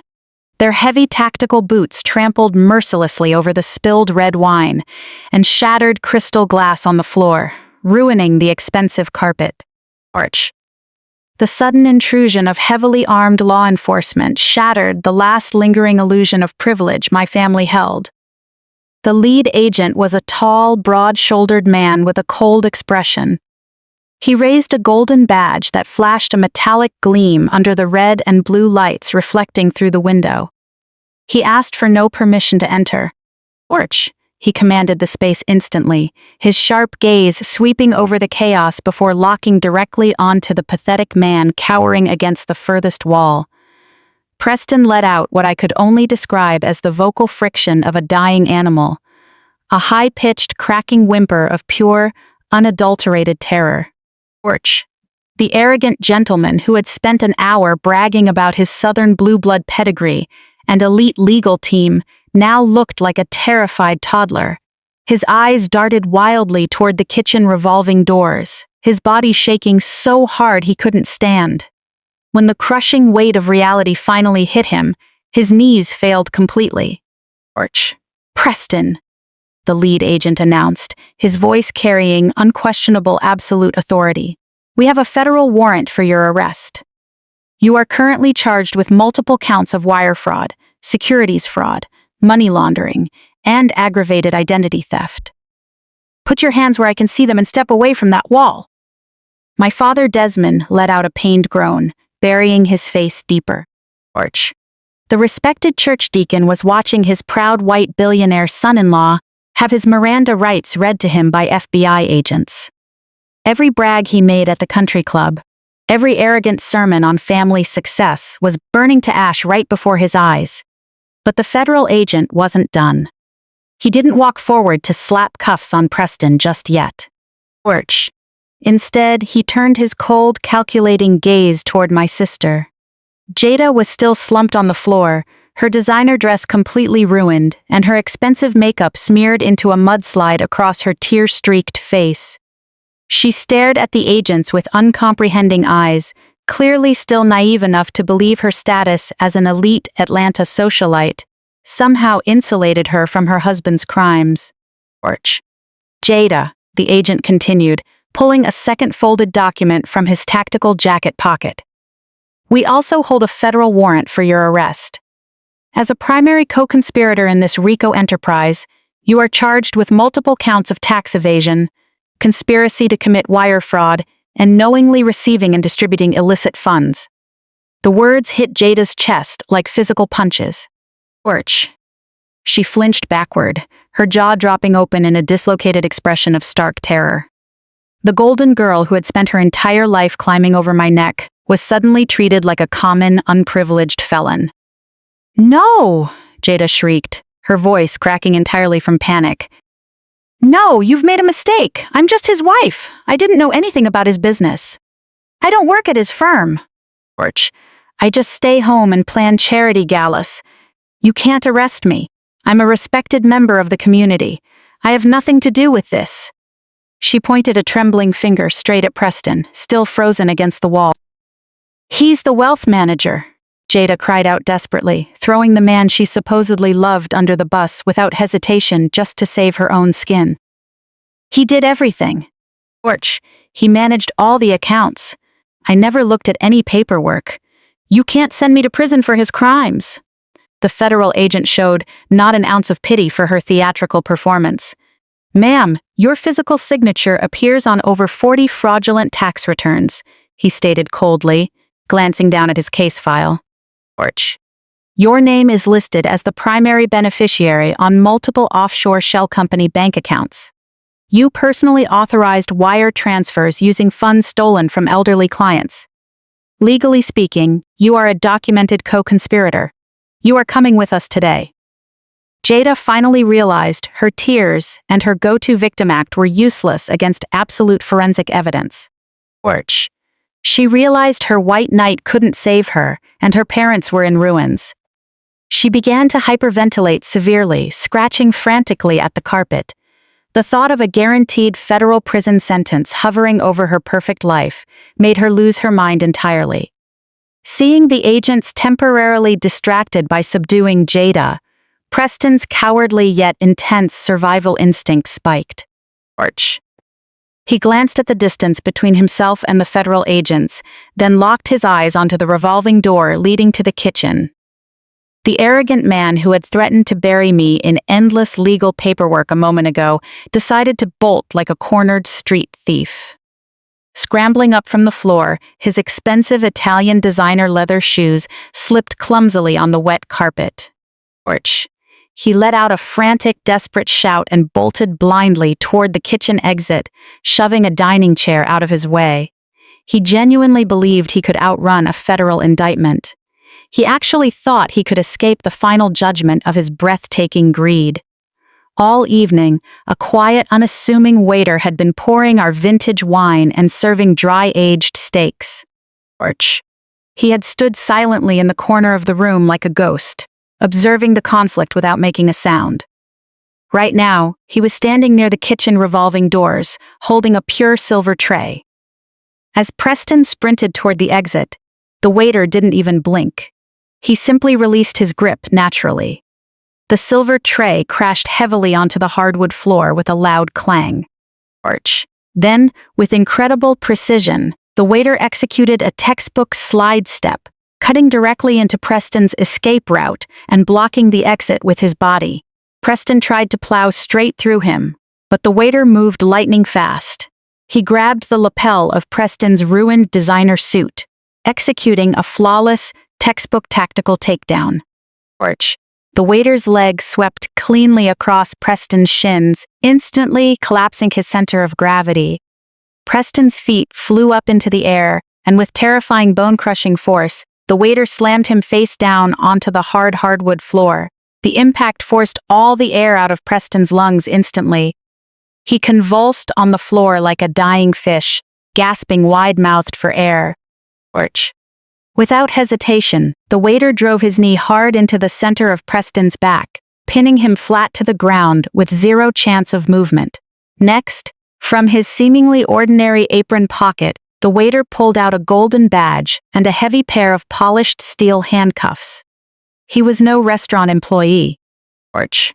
He was an undercover federal agent, planted carefully by my security team to ensure Preston couldn't destroy evidence or flee before the raid officially began. "Stop resisting," the undercover agent commanded, wrenching Preston's arms behind his back roughly. The crisp click of the steel handcuffs locking around Preston's wrists was the most beautiful symphony I had ever heard. Porch. It was the sound of absolute, undeniable justice.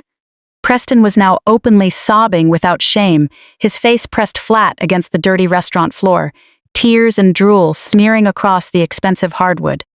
He cried like a completely helpless infant, begging the undercover agent to let him go. "Please," Preston wailed. "Please just let me call my father. You don't know who my family is." Porch. "You can't do this to me. I'll give you anything. Just let me contact my lawyer." The white privilege that had insulated him from consequences for over 30 years was reduced to worthless scrap paper in that moment. His money was gone. His estate was gone. His firm was bankrupted.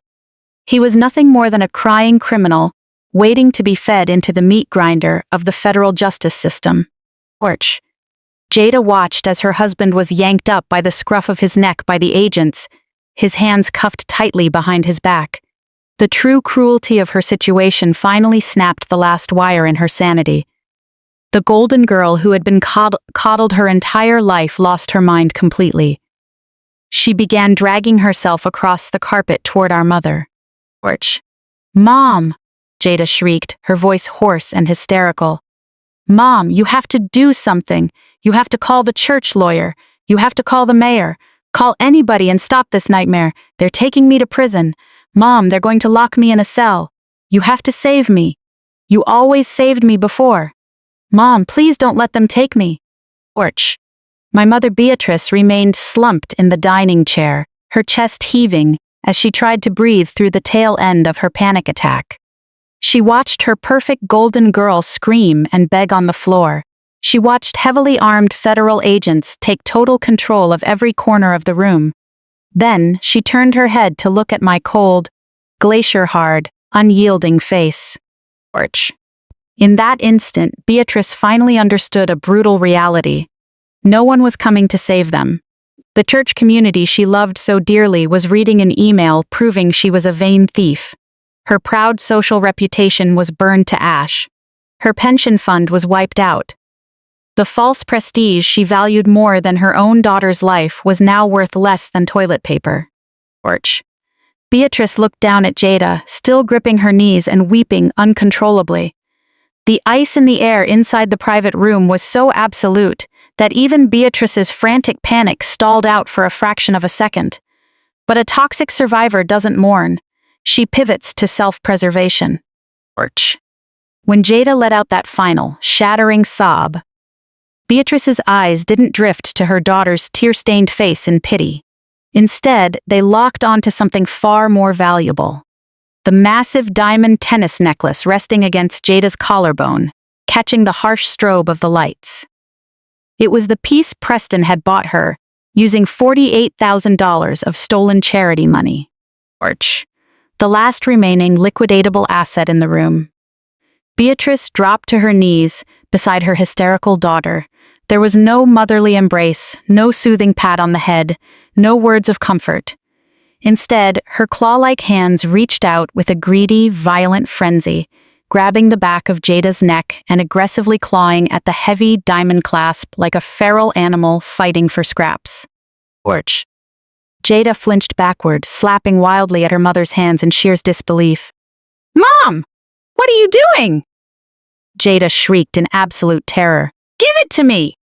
Beatrice hissed like a cornered viper, her eyes burning with pure, unadulterated panic as her fingernails dug into the metal setting.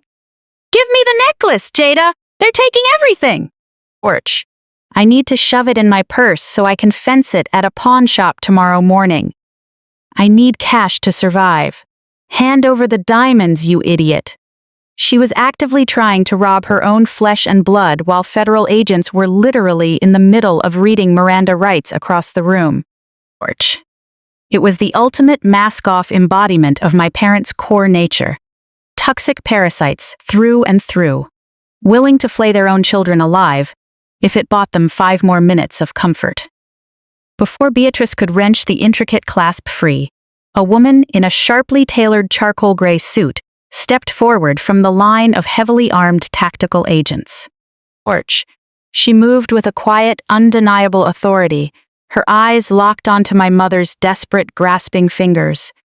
Closing the distance in 2 strides, she clamped a hand around Beatrice's wrist with a vice-like grip that instantly froze my mother in place. Porch. Looking down at Beatrice with absolute contempt, the woman reached into her jacket pocket, flipped open a dark leather folio, and flashed an official government badge. Amidst the screaming sirens echoing through the glass, she identified herself clearly, an elite special agent with the Internal Revenue Service Criminal Investigation Division. Porch. The gray suit contrasted sharply with the ruined luxury of the dining room. As she gripped my mother's wrist, Beatrice went rigid, her face draining of color as stark, naked dread took over. In a voice completely stripped of human warmth, the IRS agent ordered Beatrice to release the diamond clasp immediately. Porch. The agent explained calmly and mechanically that the funds used to purchase the jewelry had been definitively traced to a massive wire fraud and embezzlement scheme. Under federal law, assets acquired through illicit proceeds were subject to immediate civil asset forfeiture. Locking her eyes onto my mother's terrified gaze, the agent delivered a chilling ultimatum. Porch. Tampering with or attempting to conceal federal evidence is a felony offense. Step back right now, or you'll be leaving this room in handcuffs right beside your daughter. Beatrice gasped audibly, letting go of the necklace as if the stones had instantly turned red hot. The high-value jewelry hit Jada's collarbone with a sharp click before sliding off and landing on the stained carpet. Porch. The IRS agent didn't waste a single second. She gestured to an operative standing nearby, who stepped forward with thick, transparent evidence bags. Federal authorities were no longer treating Jada as an elite socialite or a respected community member. They were handling her exactly like the criminal felony suspect she had chosen to be. Porch.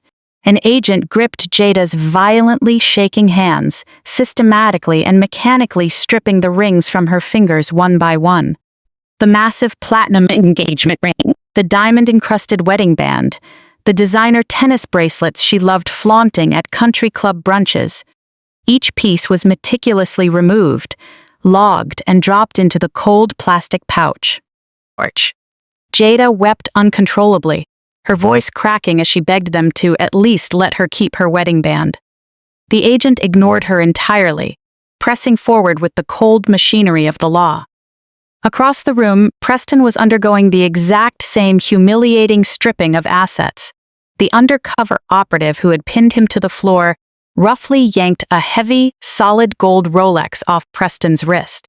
The luxury timepiece, purchased with stolen church donations, vanished into a sealed, bar-coded evidence bag right before his desperate eyes. Every symbol of their fake wealth, every glittering token they had used to convince themselves they were superior to me, was being systematically stripped away and locked into plastic bags. But that was just the physical inventory inside the room. The real nightmare was waiting outside. The pitch of the wailing sirens outside shifted, blending with the heavy grinding gears of a large commercial engine. Through the massive decorative glass windows of the private dining room, under the violent flashing of red and blue lights, a monstrous vehicle was backing into the restaurant's VIP parking stalls. It was a heavy-duty flatbed tow truck. As Jada glanced out the window following my gaze, she let out a piercing, soul-shaking shriek. Parked arrogantly in the VIP's spot was her brand-new, immaculate white Mercedes G-Wagon. It was her ultimate status symbol, the vehicle she loved driving back to our old neighborhood, just to make former neighbors choke with envy. The rolling ironclad proof she plastered all over social media, claiming she had conquered the social pyramid. Now, a rugged tow truck driver in a high-visibility, reflective vest dragged heavy steel chains across the wet pavement. Bending low, he crawled beneath the front bumper of the $100,000 luxury SUV and locked the towing cradle securely around its chassis. Jada thrashed wildly in the grip of the federal agents holding her. She screamed at the top of her lungs, demanding they leave her car alone, hysterically insisting the vehicle was leased strictly in her own name and had nothing to do with Preston's wealth management firm. The IRS agent remained entirely unflappable. Pulling a silver tablet from her leather folio, she smoothly read off the vehicle identification number. Looking straight at Jada, she explained without a shred of pity that the massive down payment and the past 14 months of lease installments had all been funneled directly from an offshore shell company linked straight to her husband's fraudulent wire transfers. The vehicle, the agent announced emotionlessly, was being formally seized by the federal government as restitution for defrauded victims. The hydraulic lift of the tow truck roared to life, loud enough to pierce the heavy rain outside. The luxury SUV's front tires were brutally hoisted off the pavement. Jada broke entirely. She melted into a boneless puddle of defeat within the grasp of the arresting agents. Her entire personal identity had been so toxically fused with her material possessions and perceived status that watching her prized vehicle get towed away shattered the final fragile barrier of her sanity. She let her head drop, weeping uncontrollably as makeup-streaked tears turned her face into a tragic mask of absolute failure. My parents sat completely paralyzed, watching their golden girl get dismantled down to the studs. Beatrice leaned heavily against the wall, hands clutching her chest as her breathing turned shallow and panicked. Desmond stared blankly at the floor. Just hours ago, he was a booming, untouchable patriarch. Now he was a hollow, broken shell. And yet, the universe wasn't finished delivering the precise invoice for their collective toxicity. A local Atlanta police officer escorting the federal team into the building stepped forward from the hallway. His heavy tactical boots crunched ominously over the shattered crystal glass scattered across the restaurant carpet.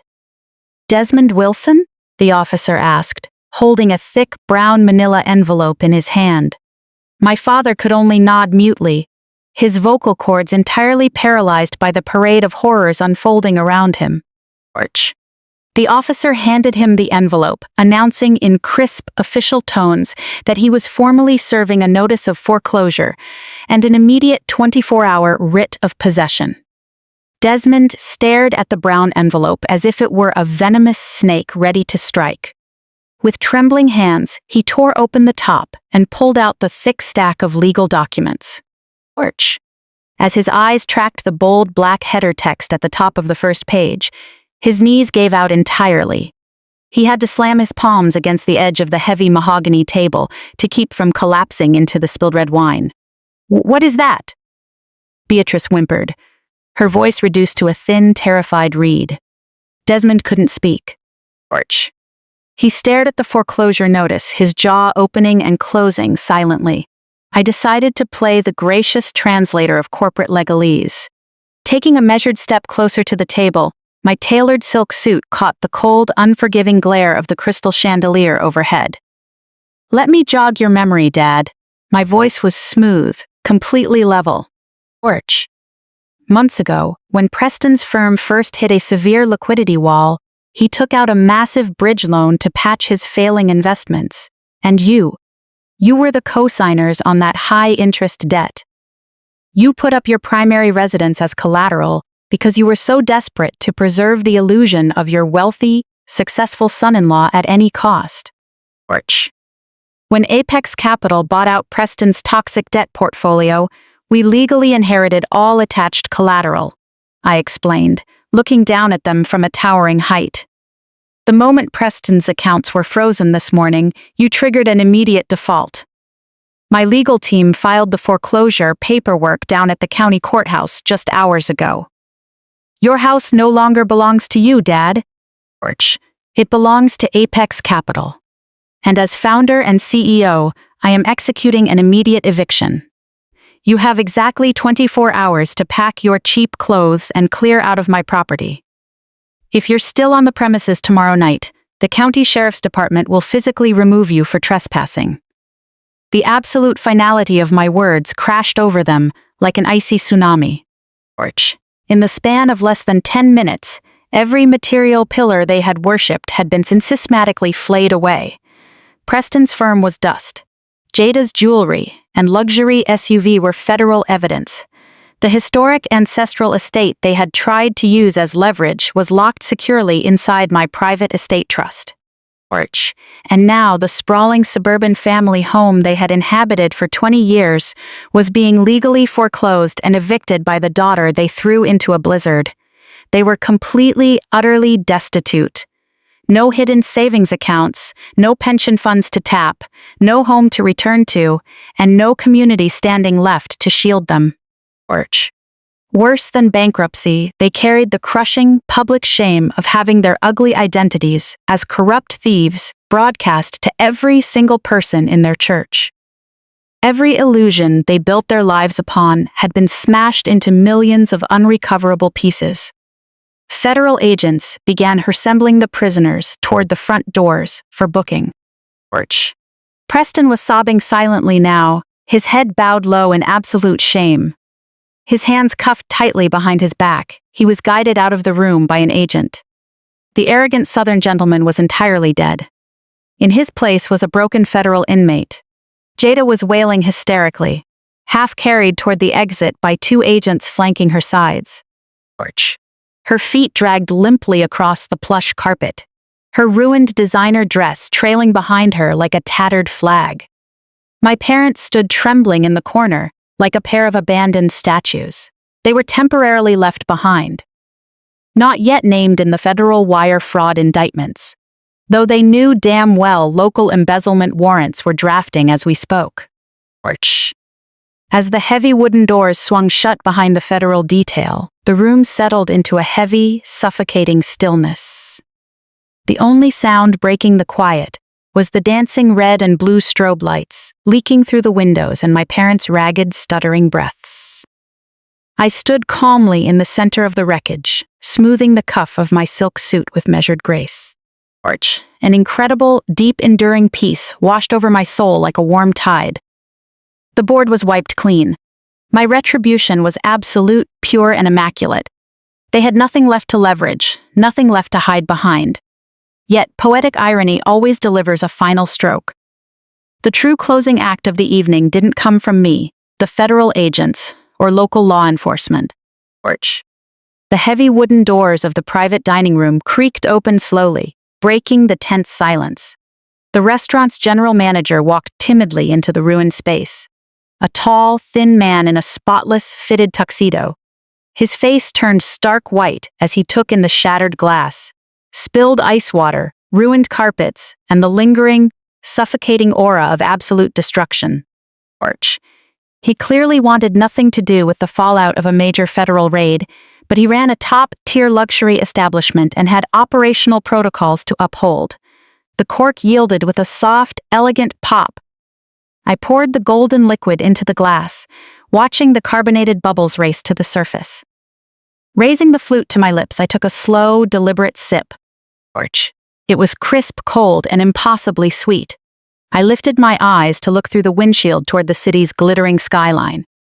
Rising above the cluster of high-rises, dominating the financial district with arrogant architecture, was a sleek glass tower crowned by a massive, glowing corporate logo. Apex Capital Tower. My building. My company. My empire. Porch. I built it with my own 2 hands, surviving through sleepless nights and endless struggles. And the fuel that drove me to the top was the very cruelty and abandonment my family had used to try and destroy me. They tried to bury me in the snow. They forgot I was a seed. Porch. I took their hatred, their abuse, and their betrayal, weaponized the poison, and forged myself into a multi-billion-dollar titan of private equity. I walked back into their world not as a begging victim, but as an apex predator claiming what was owed.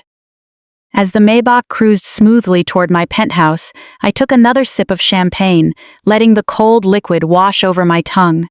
Porch. I had 0 regrets. I had 0 lingering guilt. I had executed a clean, flawless demolition of people who tried to break me, reducing their delusions to dust, shattering their lies, and reclaiming my absolute sovereignty. I was finally truly free, and without a single doubt, it was the sweetest revenge this life had ever offered.